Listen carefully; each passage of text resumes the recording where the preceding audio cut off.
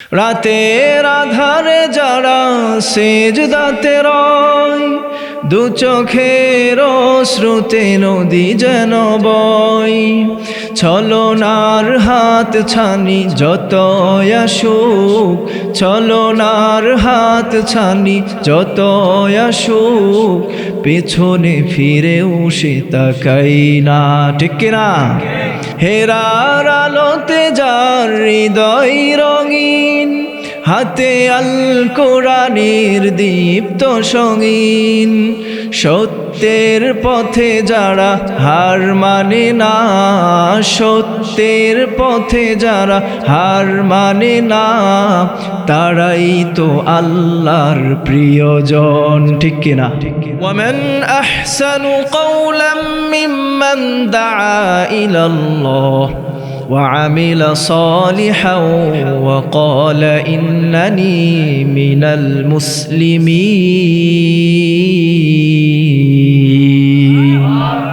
দুনিয়ার বুকে ওই মানুষের চেয়ে, ওই ব্যক্তির চেয়ে উত্তম কথা, উত্তম চরিত্র আর কার হতে পারে? যেই ব্যক্তি আমলে সলেহ করে, নেক কাজ করে, আর মানুষকে সৎ কাজের দিকে ডাকে, আর আল্লাহকে ডেকে ডেকে বলে, আল্লাহ আমি তোমার মুসলিম বান্দাদের মধ্য হতে একজন। মুফাসসিরগণ আয়াতে কারিমার ব্যাখ্যায় বলেন, আল্লাহ রাব্বুল আলামিন এখানে বান্দাকে যে বিষয়টা বোঝানোর জন্য বান্দার দৃষ্টি আকর্ষণ করছেন, দুনিয়ার মানুষ, ও দুনিয়ার মানুষ, তোমরা দুনিয়ার মোহে পড়ে, দুনিয়ার লোভে পড়ে, সম্পদের লোভ, চাকরির লোভ, মালের লোভে পড়ে আমাকে ভুলে যাও, আমার সাথে নাফরমানি করো রে বান্দা।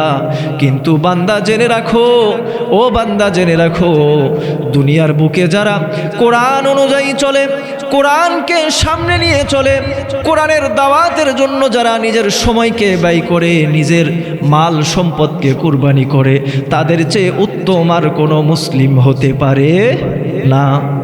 আমার ভাইয়েরা, এই জন্য এই কোরআনকে মানার দরকার আছে কি নাই? এই কোরআনকে যদি আপনি মানেন, আপনাকে দামি মানুষ করে দিবেন যিনি, তিনি কে?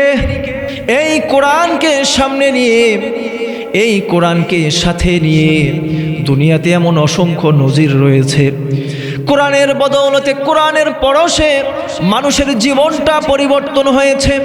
অবিশ্বাসী কট্টর কাফের এই কোরআনের সংস্পর্শে, কোরআনের বদৌলতে ঈমানওয়ালা, ঈমানদার, পরহেজগার, মুত্তাকি মানুষ হিসাবে কবুল হয়েছে।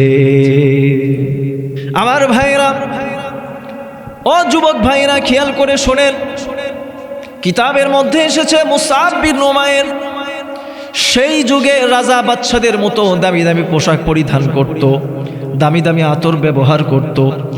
মক্কার সবচেয়ে শক্তিশালী, সবচেয়ে তেজক্রিয় যেই ঘোড়াগুলো ছিল, মুসআব বিন উমাইর সেই সব ঘোড়াগুলো ব্যবহার করত। আমার ভাইরা, মুসআব বিন উমাইর যখন রাস্তা দিয়ে যাইত, মানুষ সহজেই বুঝতে পারত, চোখ বন্ধ করে থাকলেও বুঝতে পারত এই রাস্তা দিয়ে মুসআব বিন উমাইর অতিবাহিত হয়েছে। কারণ তার চলন বলন, উঠা বসা সম্পূর্ণ আলাদা ছিল। অঢেল সম্পদ আর তার ভোগবিলাসী জীবনের কোনো কমতি ছিল না। মুসআব বিন উমাইর জানতে পারলেন মক্কার বুকে এক ব্যক্তি মুহাম্মদ, যে কোরআনের কথা মানুষকে বলে, নতুন ধর্মের কথা মানুষকে শোনায়। মুসআব বিন উমাইর রাস্তা দিয়ে হেঁটে যাওয়ার সময় একদিন পবিত্র কোরআনের মধুর বাণী বিশ্বনবীর জবান মুবারক থেকে মুসআব বিন উমাইরের কর্ণকহরে পৌঁছে যায়। মুহূর্তের মধ্যে যেন তার ভিতরে পরিবর্তনের ছোঁয়া চলে আসে। সুবহানাল্লাহ। মুসআব বিন উমাইর এইভাবে একদিন নয়, 2 দিন নয়, 3 দিন নয়, দিন অতিবাহিত হয়, আর ইসলামের দিকে যেন ঝুঁকে যায়। কোরআনের প্রবল আকর্ষণ তাকে যেন চতুর্দিক থেকে ঘিরে ফেলে। এইভাবে কিছুদিন যাবার পরে আর সহ্য হচ্ছে না। একদিন বিশ্বনবীর দরবারে উপস্থিত হলেন আর বললেন, ইয়া রাসূলুল্লাহ, ইয়া হাবিবাল্লাহ, আজ থেকে মুসআব আর কোনো মূর্তি পূজারী হবে না, বরং আপনার হাতে হাত রেখে কালিমা পড়ে ইমানদার মুসলমান হয়ে যাবে। সুবহানাল্লাহ। কিসের বদৌলতে ভাই? এই কোরআনের বদৌলতে। একজন অবিশ্বাসী কাফের মুসলমান হয়ে গেল।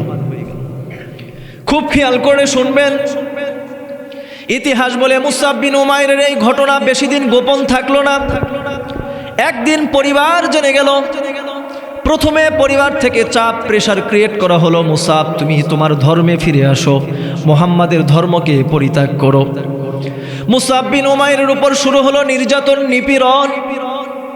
আজও দুনিয়ার বুকে দেখবেন যারা কোরআনের কথা বলে, কোরআনের জন্য যারা কথা বলে, কোরআনের জন্য যারা মানুষকে ডাকে, তাদের উপর নির্যাতন নিপীড়ন হয় কি হয় না?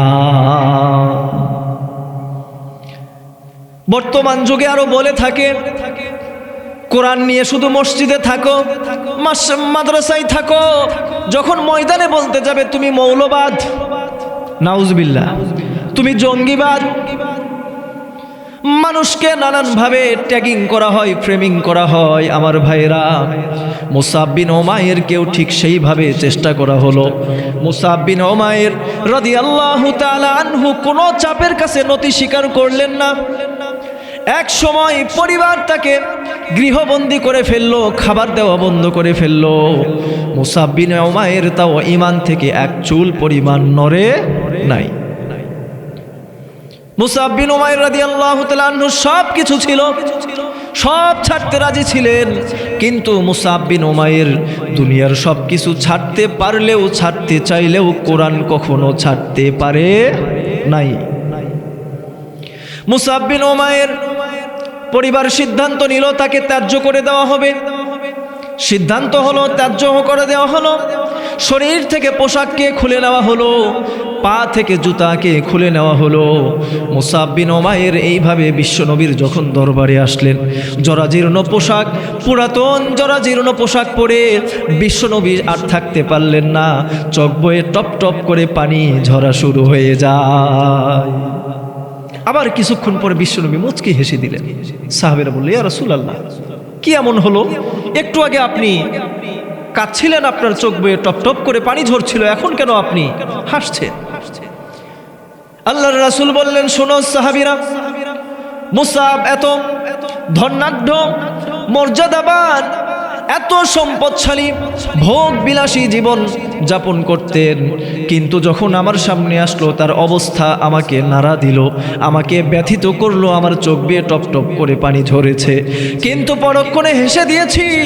আসমান থেকে ফেরেশতা এসেছেন আর বলেছে, ইয়া রাসূলুল্লাহ, মুসআবকে আল্লাহর পক্ষ থেকে সালাম জানানো হয়েছে। সুবহানাল্লাহ বলেন। সেই মুসআব বিন উমাইর রাদিয়াল্লাহু তাআলা আনহুকে একদিন বিশ্বনবী বললেন, মুসআব বিন উমাইর তুমি মদিনায় চলে যাও। মদিনার কিছু আনসার সাহাবী, আমি সংক্ষেপে বলছি, শর্টকাটে, আপনাদের যেন আমি মূল কথায় যেতে পারি। মুসআব বিন উমাইরকে আল্লাহর রাসূল মদিনায় পাঠালেন এই জন্য, মদিনা থেকে কিছু সাহাবী চিঠি লিখলেন, ইয়া রাসূলুল্লাহ, ইসলামকে শিখার জন্য, বোঝার জন্য এমন কিছু সাহাবী আমাদের কাছে পাঠান যার মাধ্যমে আমরা উপকৃত হব। আল্লাহ রাসূল তাকে মদিনায় পাঠালেন। মদিনার মাঝে দুইটা গোত্র ছিল, দুইটা গোষ্ঠী ছিল, চির প্রতিদ্বন্দ্বী, সব সময় মারামারি হানাহানি লেগে গেল থাকতো। আমার ভাইরা, মুসআব বিন উমাইর মদিনায় চলে গেল। এক আনসার সাহাবীর বাড়িতে থেকে গোপনে ইসলামের দাওয়াত দিচ্ছে, ইসলামকে প্রচার করছে, প্রসার করছে। কিন্তু সেই দুই গোত্রর মাঝে, দুই গোত্রের কাছে বেশি দিন রইল না। একদিন মুসআব বিন উমাইর রাদিয়াল্লাহু তাআলা আনহুর খবরটাও পৌঁছে যায়। দুই নেতা উন্মুক্ত তরোয়াল নিয়ে, উন্মুক্ত তরবারি নিয়ে মুসআব বিন উমাইরকে হত্যার জন্য হাজির হয়েছে। কিন্তু মুসআব বিন উমাইর মধুর কণ্ঠে, তার জবান থেকে স্বর্গীয় ভাব নিয়ে আনন্দ চিত্তে মন উজাড় করে কোরআন তেলাওয়াত করছে। দুইটা কাফের যখন দরজার সামনে উপস্থিত হলো, মুহূর্তের মধ্যে যেন তাদের রাগ পানি হয়ে যায়। সুবহানাল্লাহ। মুহূর্তের মধ্যে যেন তার সব পরিস্থিতি বদলে যায়। মুসআব বিন উমাইরের হাতে হাত রেখে বলে, ভাই কি শুনাইলা? আমাদের তো সহ্য হয় না, কি শুনাইলা? মুসআব বিন উমাইর আরো সুন্দর করে তেলাওয়াত করলো। দুই কাফের নেতা বলো, আল্লাহি, আল্লাহর কসম, এটা কোনো মানব রচিত নয়, এটা আল্লাহ প্রদত্ত। আমরা আর দেরি করলাম না, হাতটা বাড়ায় দাও, কালিমা পড়ে মুসলমান হয়ে গেলাম। এই হচ্ছে কোরআনের মুজিজা, কোরআনের বরকত। আমার ভাইরা, হাদিস শরীফের মধ্যে এসেছে, ইন্নামা উতিতু ওয়াহয়ান আওহাহু আল্লাহু ইলাইহি ফাআরজু আন আকুনা আকসারহুম তাবিআন ইয়াউমাল কিয়ামাহ আও কামা ক্বালা আলাইহিস সালাতু ওয়াস সালাম। আল্লাহর রাসূল বললেন, প্রতিটা নবীর একটা করে মুজিজা ছিল অথবা বিভিন্ন মুজিজা ছিল, কিন্তু আমার সবচেয়ে বড় মুজিজা হচ্ছে এই 30 পারা কুরআন। মক্কার মাঝে এক সাহাবী হাঁটছে আর গুনগুন করে কোরআন তেলাওয়াত করছে। আমরাও তো হাঁটি, আমরা কি গুনগুন করে কোরআন তেলাওয়াত করি? কথা বলেন মুরব্বী বাবাজিরা, গুনগুন করে কি কোরআন তেলাওয়াত করেন? সিদি গান গান, লালন গান গান, বিভিন্ন আপনি গানের মধ্যে থাকেন, হো হো হো করে গান গাচ্ছেন। ছেলে পেলে হিন্দি গান গায়, তো গান গায় আর যায়। কিন্তু মক্কার বুকে সাহাবী কোরআন তেলাওয়াত করছে আর যাচ্ছে। কোরআন তেলাওয়াতের মধুর বাণী এক অবিশ্বাসী কাফেরের কর্ণকোহরে পৌঁছে যায়। সাহাবী বললেন, আমি তেলাওয়াত করছি আর মাঝে মাঝে খেয়াল করছি মক্কার একজন কাফের আমাকে ফলো করছে, আমার পিছু নিয়েছে। আমার কাছে কেন যেন মনে হলো আমার ক্ষতি করার জন্য আমার সে পিছু নিয়েছে। কিন্তু না না না, আমি এইভাবে মক্কা পর্যন্ত পৌঁছে গেলাম, ওযু করলাম, মক্কায় আমি নামাজ আদায় করলাম, নামাজ সালাম ফিরাইয়া দেখি যেই কাফেরটা পিছু নিয়েছে সেই কাফেরটা সিজদায় পড়ে আছে। জোরে কন্যা সুবহানাল্লাহ, আরো জোরে বলেন সুবহানাল্লাহ। আমি প্রশ্ন করলাম, লিমা সাজাদতা ইয়া ফুলান, ওহে যুবক, কিসে তোমাকে বাধ্য করলো সিজদায় পড়ে থাকতে? কিসে তোমাকে বাধ্য করলো সিজদায় যেতে? ওই যুবক বলল, ওয়াল্লাহি লাকাদ সামিআতু লিফাসাহাতিহি। আল্লাহু আকবার। সাহাবী, তুমি যা তেলাওয়াত করেছো, তুমি যা শুনাইলে, আমি ব্যাকুল হয়েছি, আমি ব্যাকুল হয়েছি, আমি থাকতে পারি নাই, আমার মস্তককে আল্লাহর সামনে নত করে দিয়েছি। সুবহানাল্লাহ। কিন্তু দুঃখজনক বিষয় হচ্ছে আজকাল মানুষ নামে মুসলমান, যুবক ভাইরা মুসলমান, মুরব্বীরাও মুসলমান, বাচ্চা ছেলেরাও মুসলমান, কিন্তু খেয়াল করে দেখবেন জীবনের শুরুতে ছোটবেলায় দাদার কাছ থেকে, নানার কাছ থেকে, মায়ের কাছ থেকে 2-3টা সূরা মুখে মুখে শুনে মুখের সাথে তাল মিলায়া মুখস্থ করেছে। বয়স 70 বছর হয়েছে, ওই 3টা সূরার বাহিরে আর কোনো সূরা জানে না। কথা বলেন ঠিক কিনা?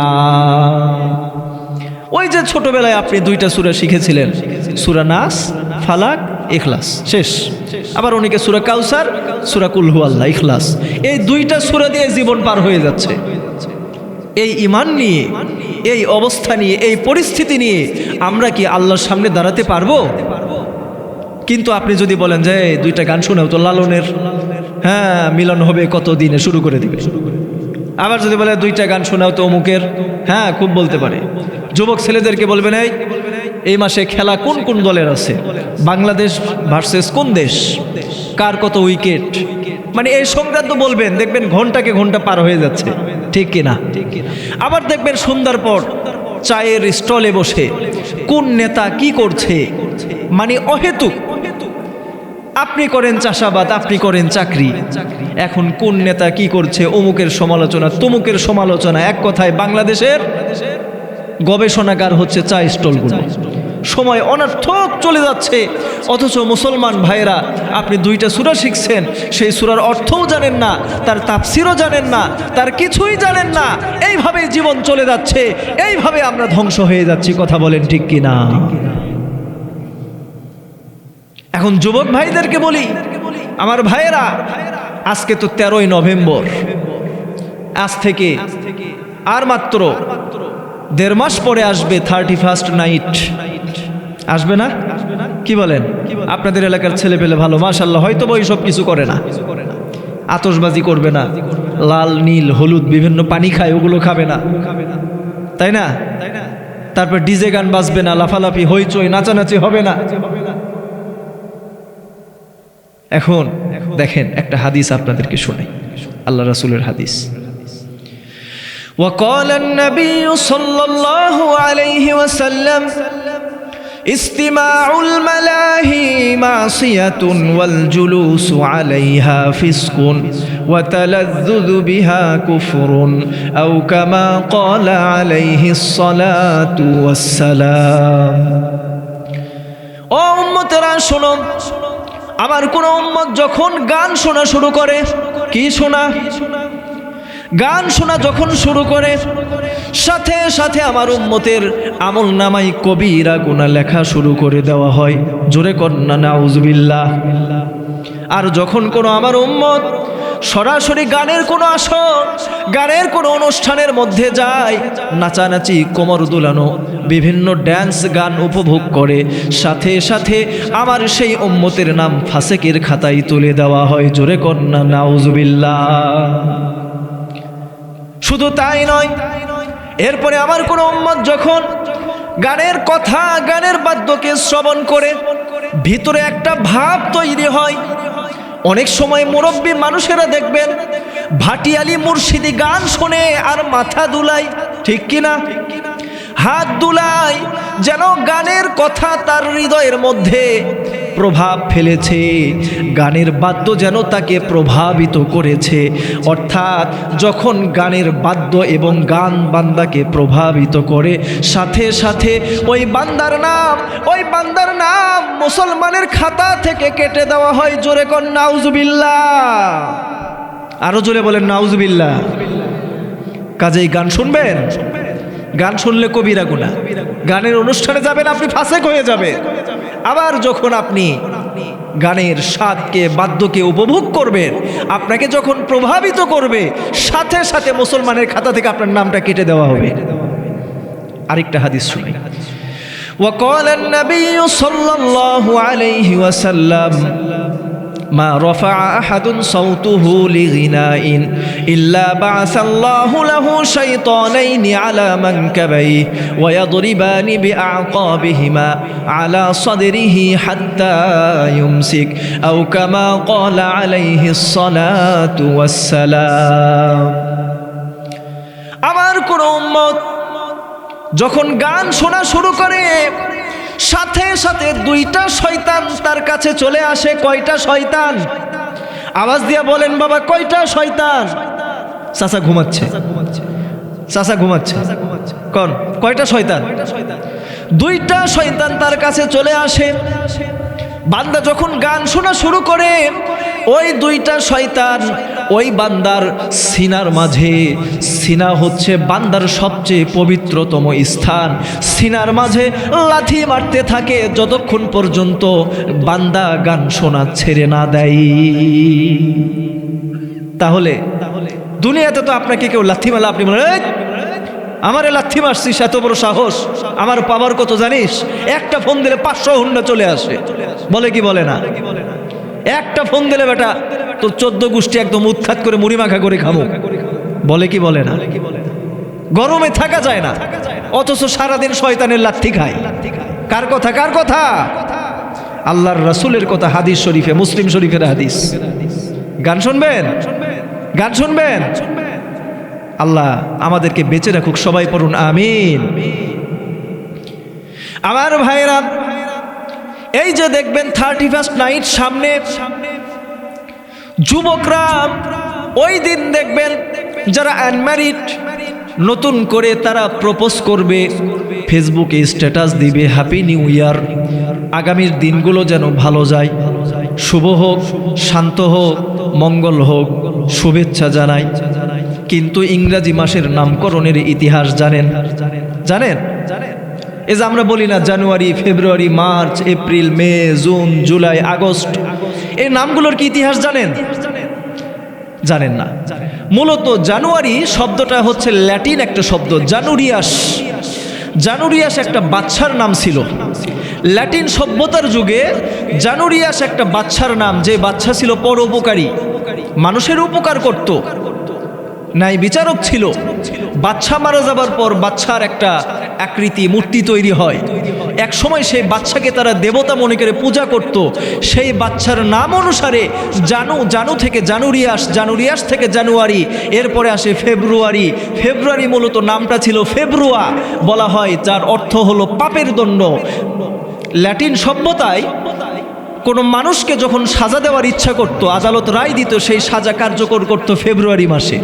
এই জন্য তারা ফেব্রুয়া নামে একটা দেবতার পূজা করত। সেই দেবতার নাম অনুসারে ফেব্রুয়া থেকে হলো ফেব্রুয়ারি। এরপরে আসেন মার্চ, মূলত ছিল মিয়ার্চ, যেটাকে বলা হয় প্রেম দেবতা। এরপরে আসেন এপ্রিল, মূলত ছিল এপ্রিলেস, যেটাকে বলা হয় ভালোবাসার দেবতা, বিবাহের দেবতা। এরপরে মে ছিল মূলত মায়া, একটা দেবতার নাম। এরপরে আসেন জুন, মূলত ছিল জুনো, একটা দেবতার নাম। এরপরে আসেন জুলাই বলা হয় জুলিয়াস সিজার, যিনি আপনার ইংরেজি মাসের নামকে পরিবর্তন করেছেন। এরপরে আসেন আগস্ট, মূলত ছিল অগাস্টাস হচ্ছে বোঝানো হয় জুলিয়াস সিজারের সন্তান, তাকে তারা পূজা করত, দেবতা মানত। তার নাম অনুসারে তারা এখানে অগাস্টাস থেকে আগস্ট নামকরণ করেছে। আজকে দুঃখজনক হলেও সত্য, মুসলমানের সন্তানরা আরবি ভাষার হিসাব জানে না, বাংলাদেশের নাগরিক বাংলার কোনো হিসাব জানে না, কিন্তু ইংরেজি মাসের নাম, ইংরেজি মাসকে উপভোগ করার জন্য হাজার হাজার টাকা নষ্ট করে। কথা বলেন ঠিক কিনা? মুসলমান আর কি জানবেন বলেন? এরপরে যে আসেন ফ্রাইডে, মূলত ছিল ফ্রেক, শোনেন না, ফ্রেক একটা দেবীর নাম, সেখান থেকে তোরা হলো ফ্রাই। এরপরে ডে, এরপরে স্যাটারডে, মূলত স্যাটারডাস, এটা একটা দেবীর নাম। এরপরে সানডে মানে সূর্য দেবতা। এরপরে মানডে চন্দ্র দেবতা। সব জানেন আপনি, অথচ আপনি সেইটাকে সামনে নিয়ে উপভোগ করেন, সেইটাকে সামনে নিয়ে আপনি আপনার সময়কে নষ্ট করছেন। আজকে মুসলমান ফিলিস্তিনের দিকে তাকায় দেখেন, আজকে মুসলমান আপনি বার্মার দিকে তাকায় দেখেন, কাশ্মীরের দিকে তাকায় দেখেন, আপনার মতো মুসলমান রাস্তায় ধুকে ধুকে পড়ছে, আর আপনি ইহুদিদের, খ্রিস্টানদের নামকরণ দেওয়াকে আপনি সেটাকে উপভোগ করছেন। লজ্জা এবং ধিক্কার আপনাকে। আমার ভাইরা খুব খেয়াল করে শুনবেন, খুব মনোযোগ দিয়ে শুনবেন। আল্লাহর রাসূল সাল্লাল্লাহু আলাইহি ওয়াসাল্লাম দুনিয়াবাসীকে যেই কোরআনটা উপহার দিয়েছেন, এই কোরআনটাকে সাথে নিয়ে আপনি যদি চলেন, আপনি যদি সামনে যান, আপনার জীবনটাকে সুন্দর করে যিনি দিবেন তিনি কে? সেই কোরআনের শুরুতে আল্লাহ বললেন, যালিকাল কিতাবু লা রাইবা ফীহি হুদাল লিল মুত্তাকিন।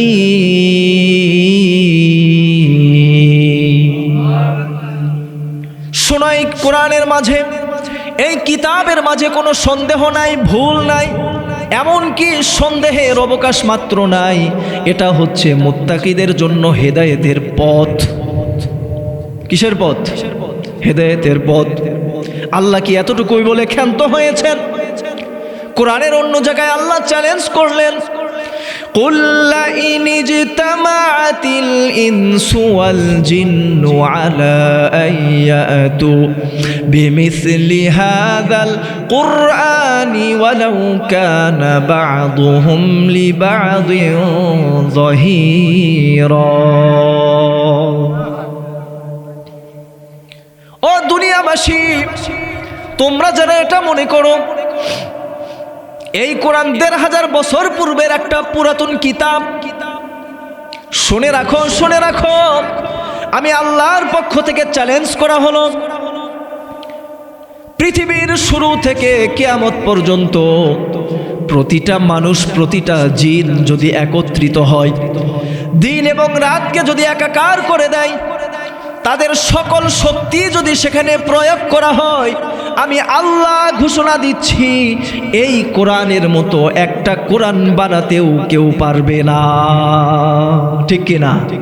কেউ বানাতে পেরেছে অতীতে, বর্তমানে, সামনে কেউ পারবে? পারবে না। আমার ভাইরা, আরো আল্লাহ চ্যালেঞ্জ করলেন। এইবার চ্যালেঞ্জটা আরো ছোট করা হলো। আল্লাহ দ্বিতীয় চ্যালেঞ্জ করলেন, أم يقولون افتراه قل فأتوا بعشر سور مثله مفتريات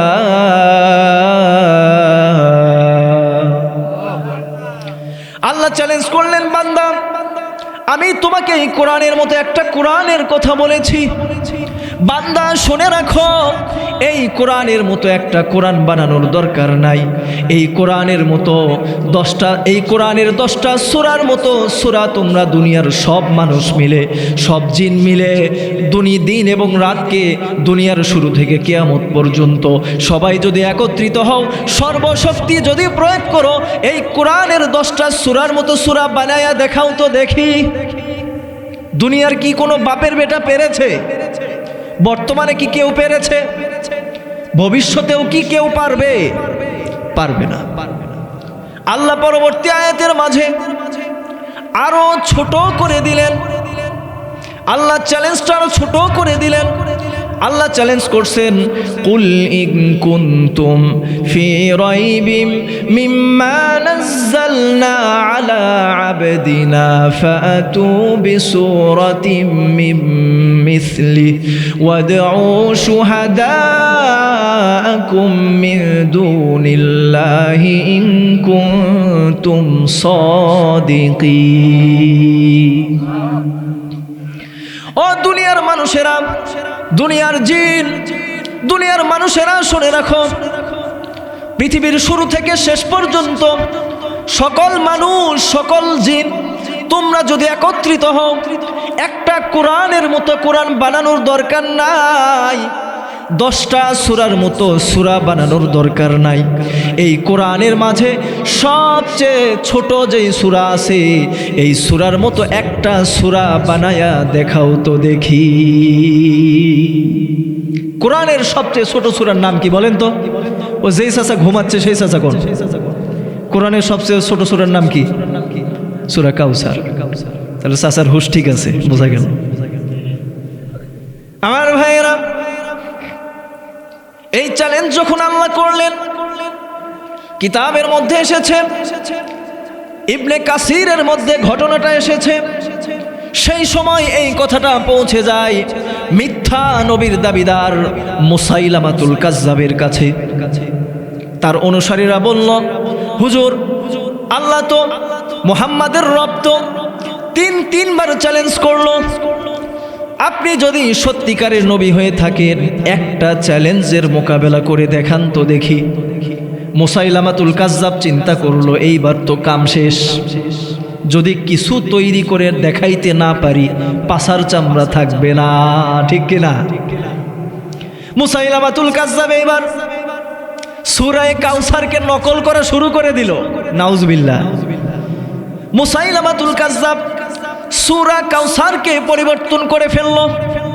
মুসাইলামাতুল কাজ্জাব এখানে যুক্ত করলো, ইন্না আ'তাইনাকাল আ'কাক ফাসাল্লি লিরাব্বিকা ওয়াসআক ইন্না শানিআকা হুয়াল আবলাক। জোরে কর নাউজুবিল্লাহ।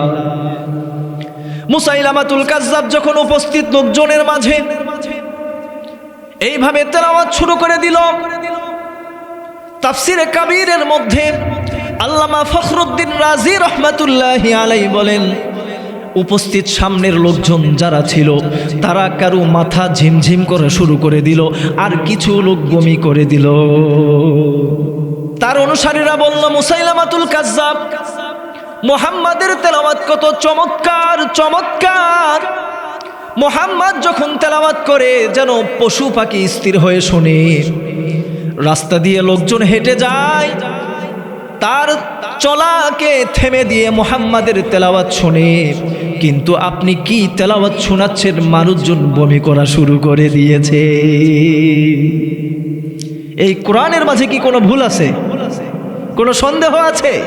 আল্লাহ তিনবার চ্যালেঞ্জ করলেন বিশ্ববাসীর কাছে।